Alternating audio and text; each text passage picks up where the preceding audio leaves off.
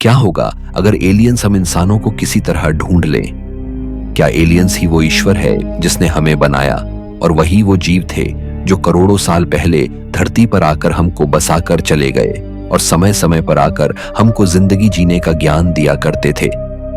या फिर ये एलियंस जल्लाद होंगे जो इंसानों को देखते ही मार देंगे? खैर, जो भी सत्य हो, लेकिन एक बात तो कंफर्म है कि उन्होंने हमें ढूंढ लिया है और धरती पर उनका एक ऐसा प्रोब मिला है जो वैज्ञानिकों के लिए भी पहेली बना हुआ है कि क्या वह प्रोब कोई बम है या फिर उनके द्वारा भेजा गया कोई जासूसी यंत्र। जो भी हो, वैज्ञानिक इसे अभी भी समझने में लगे हुए हैं। आज के वीडियो में हम इसी के बारे में बात करेंगे, इसलिए वीडियो को अंत तक जरूर देखिएगा और अपनी राय कमेंट में जरूर बताइएगा।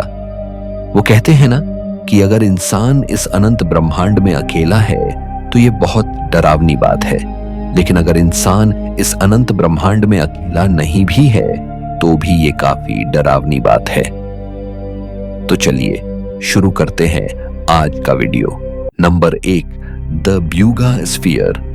मार्च 2025 में कोलंबिया के एक छोटे शहर ब्यूगा में एक धातु का गोलाकार ऑब्जेक्ट आसमान से गिरा जिसने तुरंत वैश्विक ध्यान खींच लिया।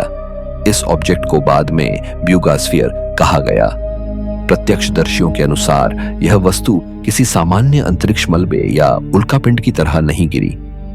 लोगों ने बताया कि यह गोलाकार ऑब्जेक्ट हवा में जिगजैग पैटर्न में चल रहा था, दिशा बदल रहा था और अचानक रुक रुक कर आगे बढ़ रहा था।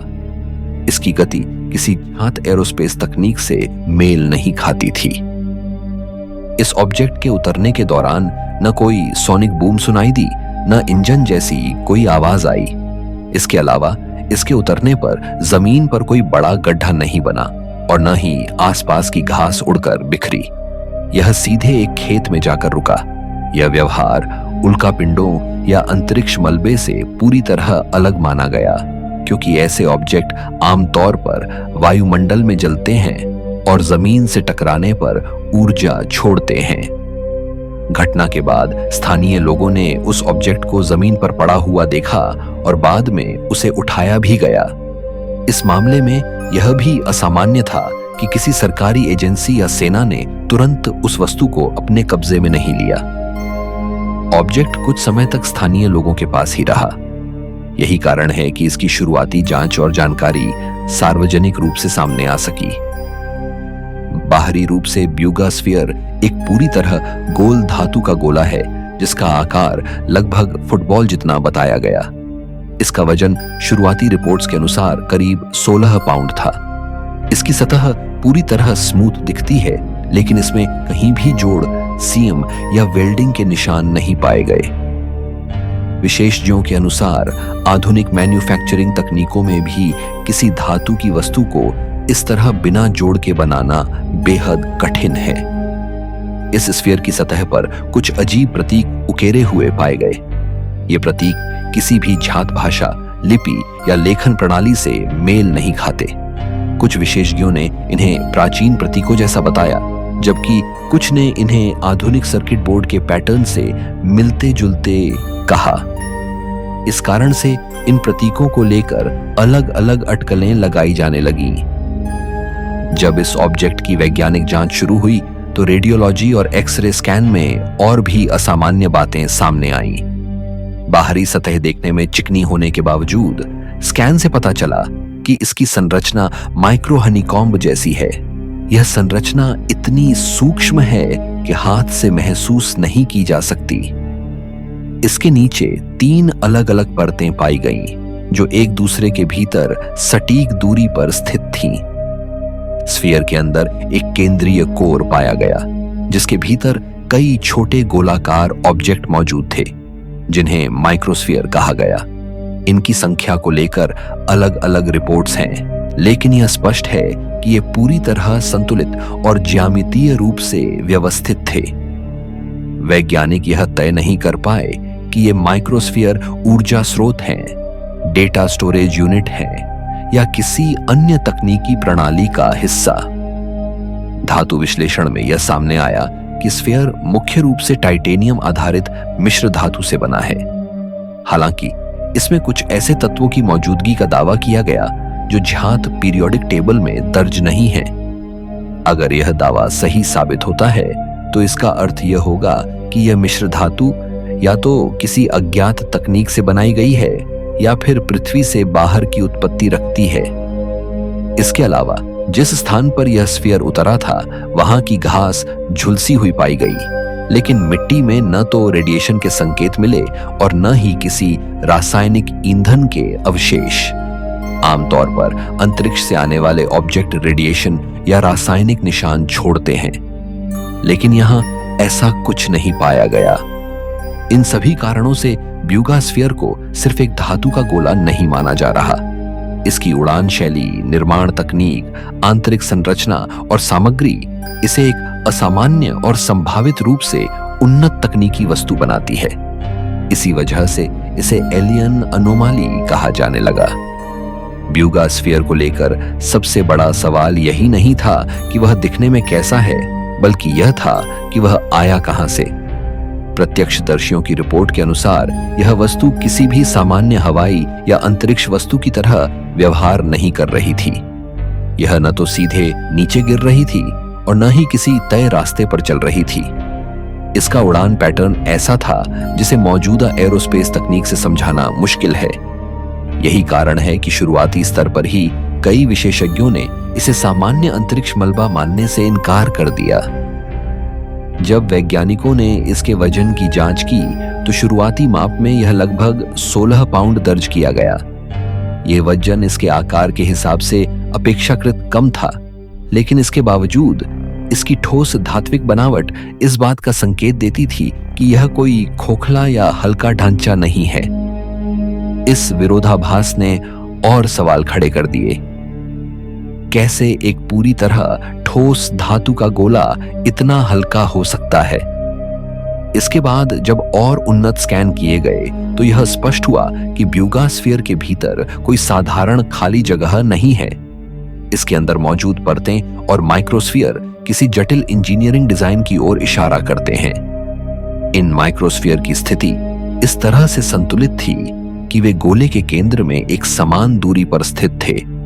यह व्यवस्था किसी सजावटी डिजाइन जैसी नहीं, बल्कि किसी कार्यात्मक सिस्टम जैसी लगती है। एक और महत्वपूर्ण बिंदु यह था कि स्फीयर को खोलने की कोई भी कोशिश सफल नहीं हुई। न तो इसमें कोई प्रवेश द्वार मिला, न कोई पैनल, न कोई ऐसा हिस्सा जिसे अलग किया जा सके। यह पूरी तरह सील्ड ऑब्जेक्ट था। आधुनिक तकनीक में भी जब किसी उपकरण को पूरी तरह सील किया जाता है तब भी उसके खोलने के लिए कोई ना कोई तरीका छोड़ा जाता है। यहां ऐसा कुछ नहीं था। धातु संरचना के विश्लेषण में यह सामने आया कि यह टाइटेनियम आधारित मिश्र धातु है, लेकिन इसकी संरचना पारंपरिक टाइटेनियम एलॉय से अलग। कुछ रिपोर्ट्स में यह दावा किया गया कि इसमें ऐसे तत्व मौजूद हैं जो पृथ्वी पर प्राकृतिक रूप से नहीं पाए जाते। हालांकि इस दावे को लेकर वैज्ञानिक समुदाय पूरी तरह एकमत नहीं है, लेकिन इतना स्पष्ट है कि इसकी मिश्र धातु असामान्य है और आम औद्योगिक प्रक्रियाओं से मेल नहीं खाती। जिस स्थान पर यह स्फीयर उतरा था वहां की जमीन ने भी वैज्ञानिकों को चौंका दिया। शुरुआत में केवल यह देखा गया कि घास झुलसी हुई है, लेकिन बाद में जब मिट्टी के नमूने लिए गए तो यह पाया गया कि वहां न तो रेडिएशन मौजूद है और न ही किसी रासायनिक ईंधन या विस्फोटक पदार्थ के निशान। यह असामान्य था क्योंकि अंतरिक्ष से आने वाली वस्तुएं आमतौर पर किसी न किसी प्रकार का रेडिएशन छोड़ती हैं। इसके अलावा उस जगह की मिट्टी सामान्य से अधिक शुष्क पाई गई। कुछ वैज्ञानिकों ने यह संभावना जताई कि स्फीयर ने किसी प्रकार की ऊर्जा का उपयोग किया हो जिसने आसपास की नमी को प्रभावित किया। हालांकि यह सिर्फ एक अनुमान है, लेकिन यह जमीन के असामान्य व्यवहार को समझाने की एकमात्र संभावित व्याख्या के रूप में सामने आया। ब्यूगा स्फीयर को लेकर सबसे ज्यादा चर्चा इसके निर्माण तरीके को लेकर हुई। बिना किसी जोड़ के बनी हुई धातु संरचना आधुनिक मैन्युफैक्चरिंग के लिए भी एक बड़ी चुनौती है। आमतौर पर किसी भी धातु की वस्तु को बनाने में वेल्डिंग, कास्टिंग या जोड़ने की प्रक्रिया शामिल होती है। यहाँ ऐसा कुछ भी नहीं दिखता। यह या तो किसी बेहद उन्नत तकनीक का परिणाम है या फिर किसी ऐसी प्रक्रिया का जिसकी जानकारी अभी मानव विज्ञान के पास नहीं है। इसी वजह से कुछ विशेषज्ञों ने यह सुझाव दिया कि यह वस्तु मानव निर्मित नहीं हो सकती। अगर यह किसी गुप्त सैन्य प्रोजेक्ट का हिस्सा होती तो उसकी तकनीक किसी न किसी स्तर पर ज्ञात प्रणालियों से मेल खाती, लेकिन यहां ऐसा नहीं है। इसकी उड़ान, इसकी संरचना और इसकी सामग्री तीनों ही वर्तमान मानव तकनीक से आगे की लगती हैं। हालांकि सभी वैज्ञानिक इस निष्कर्ष पर नहीं पहुंचे हैं। कुछ विशेषज्ञों का मानना है कि यह एक अत्यंत जटिल लेकिन मानव निर्मित ऑब्जेक्ट भी हो सकता है जिसे किसी प्रायोगिक उद्देश्य से बनाया गया हो। वे इस बात पर जोर देते हैं कि जब तक सभी डेटा सार्वजनिक नहीं होते और स्वतंत्र प्रयोगशालाएं इसकी पुष्टि नहीं करती, तब तक किसी निष्कर्ष पर पहुंचना जल्दबाजी होगी। इसी बिंदु पर विवाद शुरू होता है। स्फीयर पर किए गए कई परीक्षणों का पूरा डेटा सार्वजनिक रूप से उपलब्ध नहीं है। इससे संदेह पैदा होता है कि क्या वाकई सभी दावे वैज्ञानिक मानकों पर खरे उतरते हैं या नहीं। वैज्ञानिक समुदाय में किसी भी खोज को स्वीकार करने से पहले सहकर्मी समीक्षा और स्वतंत्र सत्यापन जरूरी होता है, जो इस मामले में अभी अधूरा है। इन सब के बावजूद ब्यूगा स्फीयर को एक साधारण धातु का गोला कहकर नजरअंदाज करना भी मुश्किल है। इसकी खोज, उसका व्यवहार, उसकी संरचना और उसके आसपास के प्रभाव, ये सभी इसे एक असामान्य वस्तु बनाते हैं। यही कारण है कि इसे एलियन अनोमली कहा जा रहा है, भले ही इसका अंतिम निष्कर्ष अभी सामने न आया हो। यह पहला चरण था। आगे चलकर जैसे जैसे और परीक्षण हुए, दावे और भी बड़े और विवादास्पद होते चले गए, पहले संपर्क से लेकर इसकी उम्र तक। लेकिन वह कहानी अगले हिस्सों में खुलती है। Number 2, Buga sphere, first contact. Buga sphere को लेकर जब इसकी संरचना, उड़ान और सामग्री से जुड़े शुरुआती निष्कर्ष सामने आ चुके थे, तब चर्चा एक नए और कहीं ज्यादा विवादास्पद दावे की ओर मुड़ गई। पहला संपर्क। यह दावा इस विचार पर आधारित था कि यह वस्तु केवल एक अज्ञात तकनीकी आर्टिफैक्ट नहीं है, बल्कि किसी उद्देश्य से पृथ्वी पर भेजी गई है। इस उद्देश्य को समझने के लिए शोधकर्ताओं ने स्फीयर के भीतर मौजूद आंतरिक व्यवस्था और सतह पर उकेरे गए प्रतीकों पर ध्यान केंद्रित किया। टोमोग्राफी और एक्सरे विश्लेषण से यह संभावना सामने आई कि स्फीयर के भीतर मौजूद परतें और माइक्रोस्फीयर किसी संचार संबंधी प्रणाली का हिस्सा हो सकते हैं। कुछ विशेषज्ञों ने यह सुझाव दिया कि यह व्यवस्था किसी ट्रांसमीटर या रिसीवर जैसी हो सकती है, हालांकि इसका प्रत्यक्ष प्रमाण उपलब्ध नहीं था। फिर भी इस विचार ने यह बहस शुरू कर दी कि अगर स्फीयर में संचार की क्षमता है तो वह किसी न किसी प्रकार का संदेश ले जा सकता है। यहीं से पहला संपर्क की परिभाषा पर भी बहस शुरू हुई। कुछ शोधकर्ताओं का तर्क था कि संपर्क का अर्थ यह नहीं होता कि कोई बाहरी प्राणी हमारे सामने आकर बात करे। संपर्क का अर्थ यह भी हो सकता है कि किसी ने पृथ्वी पर एक वस्तु भेजी हो जो किसी संदेश या चेतावनी को संजोए हुए हो। इस दृष्टिकोण से देखा जाए तो ब्यूगा स्फीयर को संपर्क का एक संभावित प्रमाण माना जा सकता है, भले ही हम अभी उस संदेश को समझ ना पा रहे हों। इसके बाद ध्यान स्फीयर की सतह पर उकेरे गए प्रतीकों की ओर गया। रिपोर्ट्स के अनुसार इन प्रतीकों की संख्या सीमित है और वे किसी बेतरतीब डिजाइन की तरह नहीं दिखते। वे एक निश्चित क्रम और संरचना का पालन करते प्रतीत होते हैं। यही कारण है कि कुछ विशेषज्ञों ने इन्हें केवल सजावटी तत्व मानने से इनकार किया। उनके अनुसार यदि यह केवल डिजाइन होता तो या तो यह पूरी सतह पर फैला होता या फिर किसी झात कलात्मक शैली से मेल खाता। यहां ऐसा नहीं है। इसी चरण में एक भाषा और प्राचीन लिपियों की विशेषज्ञ सामने आई, जिन्होंने यह दावा किया कि इन प्रतीकों को पढ़ा जा सकता है। उनके अनुसार ये चिन्ह किसी आधुनिक भाषा से नहीं, बल्कि पृथ्वी पर बोले गए सबसे प्राचीन भाषाई ढांचों से जुड़े हो सकते हैं। यह दावा अत्यंत विवादास्पद था, क्योंकि इसका अर्थ यह होता कि स्फीयर पर दर्ज जानकारी मानव सभ्यता के ज्ञात इतिहास से भी पुरानी किसी प्रणाली से संबंधित है। उनके अनुसार स्फीयर पर कुल 32 प्रतीक मौजूद हैं, जो मिलकर एक संक्षिप्त संदेश बनाते हैं। इस कथित संदेश का सार यह बताया गया कि मानवता को जीवन, सृष्टि और ब्रह्मांडीय संतुलन की जिम्मेदारी सौंपी गई है। इसमें यह भी संकेत दिया गया कि मनुष्य के पास सृष्टि को संरक्षित करने या नष्ट करने दोनों की क्षमता है। यह व्याख्या सामने आते ही बहस और तेज हो गई। इस कथित संदेश ने कई लोगों को असहज कर दिया, क्योंकि यह किसी तकनीकी या वैज्ञानिक जानकारी जैसा नहीं था, बल्कि एक नैतिक चेतावनी जैसा प्रतीत होता था। आलोचकों ने सवाल उठाया कि कोई उन्नत सभ्यता मानवता को इतनी बड़ी जिम्मेदारी क्यों सौंपेगी, जबकि मानव इतिहास युद्ध, विनाश और संघर्षों से भरा हुआ है। इस तर्क के आधार पर कई वैज्ञानिकों ने इस अनुवाद को अविश्वसनीय बताया। इसके साथ ही यह तथ्य भी सामने आया कि यह व्याख्या किसी मुख्य धारा के वैज्ञानिक जर्नल में प्रकाशित नहीं हुई थी। जिस मंच पर यह अनुवाद प्रस्तुत किया गया वह अपेक्षाकृत कम जाना पहचाना था। स्वयं विशेषज्ञ ने भी अपने कथनों में बार बार यह स्पष्ट किया कि यह उनकी व्याख्या है, न कि अंतिम सत्य। उन्होंने यह सिद्ध है कि बजाय मेरा मानना है जैसे शब्दों का उपयोग किया, जिससे यह स्पष्ट हुआ कि यह दावा व्यक्तिगत विश्लेषण पर आधारित है। इसके बावजूद यह बात नजरअंदाज नहीं की जा सकी कि प्रतीक वास्तव में मौजूद हैं और उनकी संख्या तथा संरचना सीमित और व्यवस्थित है। इस कारण से यह संभावना बनी रही कि स्फीयर पर कोई न कोई सूचना दर्ज है, भले ही उसका वर्तमान अनुवाद सही हो या नहीं। यही अनिश्चितता पहला संपर्क की बहस को जीवित रखती है।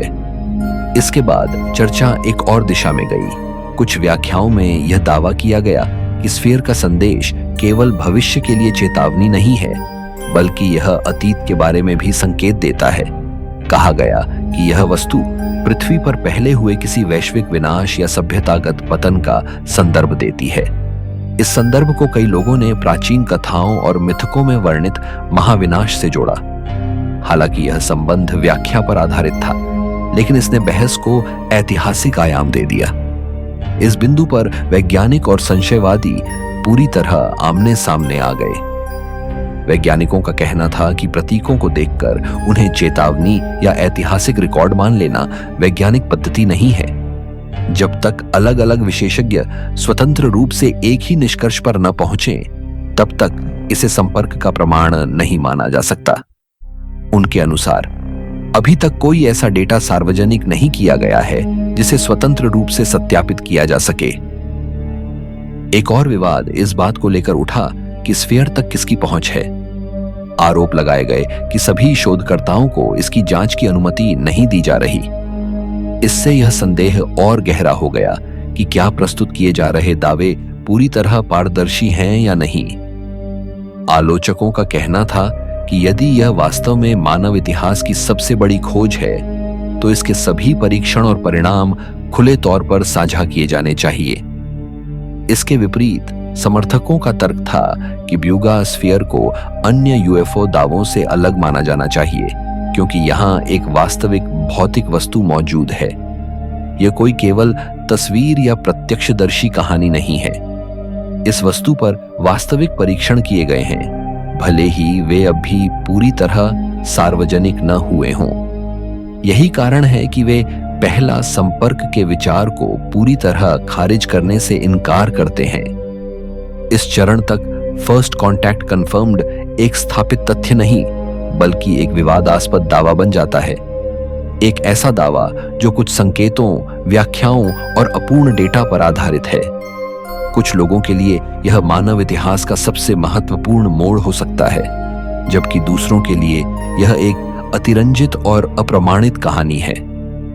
लेकिन एक बात स्पष्ट है, ब्यूगा स्फीयर ने संपर्क की बहस को सैद्धांतिक स्तर से निकालकर वास्तविक वस्तु के स्तर पर ला दिया है। अब सवाल केवल यह नहीं है कि क्या हम अकेले हैं, बल्कि यह भी है कि अगर किसी ने हमसे संपर्क करने की कोशिश की है, तो क्या हम उसे पहचानने और समझने में सक्षम हैं? यहीं पर यह विषय समाप्त होता है और कहानी अगले चरण में प्रवेश करती है, जहां ध्यान इस बात पर केंद्रित होता है कि यह वस्तु कितनी पुरानी है और उसका समय काल से क्या संबंध है। यही वह बिंदु है जहां अगला बड़ा दावा सामने आता है, रेडियो कार्बन डेटिंग और उसकी चौंकाने वाली उम्र। Number 3, radio carbon dating the Buga sphere. Buga sphere से जुड़ा सबसे बड़ा झटका तब लगा जब यह सवाल उठाया गया कि यह वस्तु कितनी पुरानी है। अब तक की चर्चा इसकी उड़ान, संरचना और संभावित संदेश तक सीमित थी, लेकिन उम्र तय करने का प्रयास इस मामले को पूरी तरह अलग स्तर पर ले गया।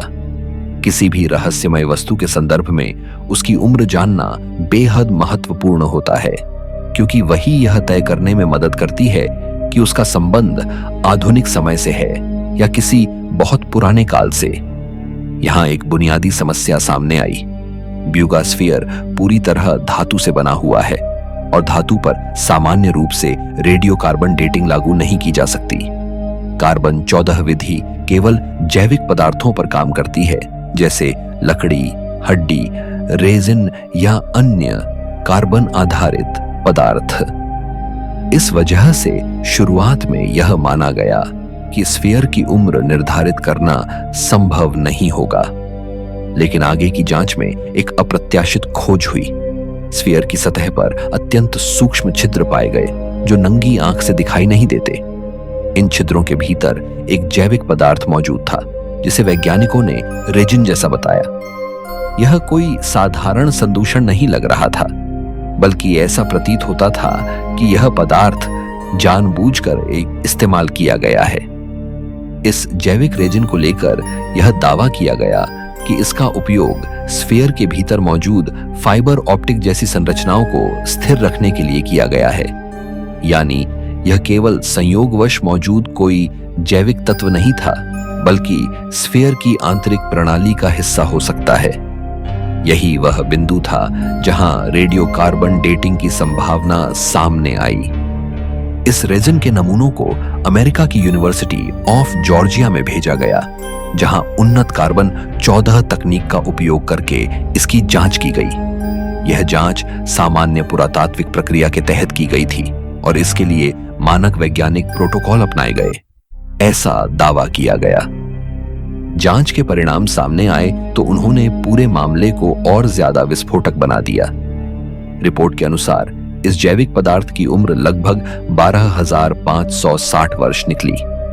यह तारीख मानव इतिहास की ज्ञात समय रेखा के लिए बेहद असहज करने वाली है। यह समय काल अंतिम हिमयुग के अंत के आसपास का माना जाता है, जिसे यंगर ड्रायस अवधि के नाम से जाना जाता है। इस परिणाम ने तुरंत कई नए सवाल खड़े कर दिए। अगर यह रेजिन वास्तव में उतना पुराना है तो इसके दो ही संभावित अर्थ हो सकते हैं। पहला, यह कि स्फीयर स्वयं किसी तरह से उस समय काल से संबंधित है। दूसरा, यह कि स्फीयर बाद में बनाया गया हो, लेकिन उसमें इस्तेमाल किया गया जैविक पदार्थ बहुत पुराना हो। पहला विकल्प स्वीकार करना वैज्ञानिक दृष्टि से बेहद कठिन है, क्योंकि इसका अर्थ यह होगा कि लगभग 12,500 वर्ष पहले कोई ऐसी तकनीक मौजूद थी जो आज की उन्नत तकनीक से भी अधिक परिष्कृत प्रतीत होती है। उस समय मानव सभ्यता को सामान्यतः शिकारी संग्रहकर्ता अवस्था में माना जाता है, न कि माइक्रोस्ट्रक्चर, धातु मिश्र धातु और फाइबर ऑप्टिक जैसी प्रणालियां बनाने वाली। दूसरा विकल्प यह है कि स्फीयर किसी बाहरी स्रोत द्वारा बनाया गया हो और उसमें पृथ्वी से लिया गया जैविक पदार्थ इस्तेमाल किया गया हो। इस परिकल्पना के अनुसार अगर किसी उन्नत सभ्यता ने पृथ्वी पर आकर यह वस्तु बनाई या उसमें मरम्मत की, तो उसने स्थानीय जैविक पदार्थ का उपयोग किया हो सकता है। इस स्थिति में रेजिन की उम्र पृथ्वी की होगी, न कि स्फीयर की उत्पत्ति की। यहां से बहस और गहरी हो जाती है। कुछ लोग यह सुझाव देते हैं कि यह स्फीयर एक तरह का प्रोब हो सकता है, जिसे बहुत लंबे समय पहले भेजा गया हो और जिसे पृथ्वी तक पहुंचने में हजारों साल लगे हों। यदि ऐसा है तो यह संभव है कि जिस सभ्यता ने इसे भेजा हो वह अब अस्तित्व में भी ना हो। एक और परिकल्पना यह सामने आई कि स्फीयर लंबे समय से पृथ्वी के आसपास मौजूद रहा हो और हाल ही में किसी तकनीकी विफलता के कारण नीचे गिरा हो। इस स्थिति में यह माना जा सकता है कि स्फीयर हजारों सालों से किसी निगरानी या अवलोकन की भूमिका निभा रहा था। इस उम्र का एक और महत्वपूर्ण पहलू यह है कि यह वही समय काल है जब पृथ्वी पर बड़े पैमाने पर जलवायु परिवर्तन और सभ्यतागत व्यवधान के संकेत मिलते हैं। यंगर ड्रायस अवधि अचानक ठंडा होने, बड़े पैमाने पर विलुप्ति और पर्यावरणीय अस्थिरता के लिए जानी जाती है। कई प्राचीन कथाएं और मिथक इसी समय काल के आसपास किसी महाविनाश की बात करते हैं। इसी वजह से कुछ लोगों ने इस डेटिंग को प्राचीन जल प्रलय की कथाओं से जोड़ना शुरू कर दिया।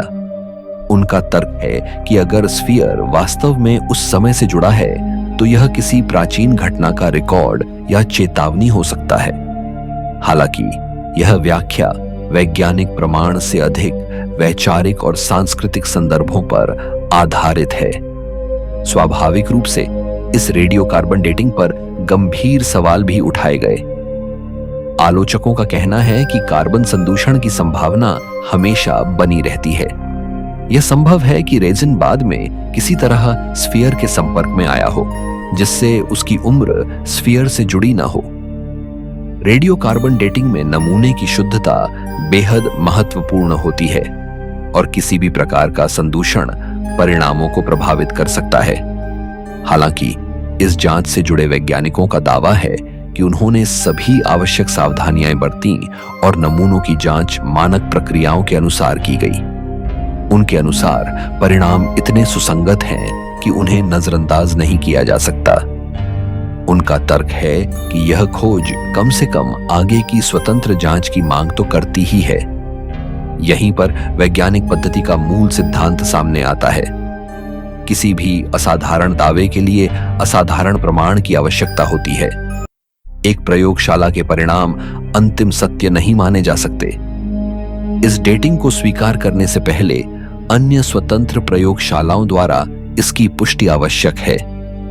इसके बावजूद यह स्पष्ट है कि ब्यूगा स्फीयर की कथित उम्र ने इस पूरे मामले को पूरी तरह बदल दिया है।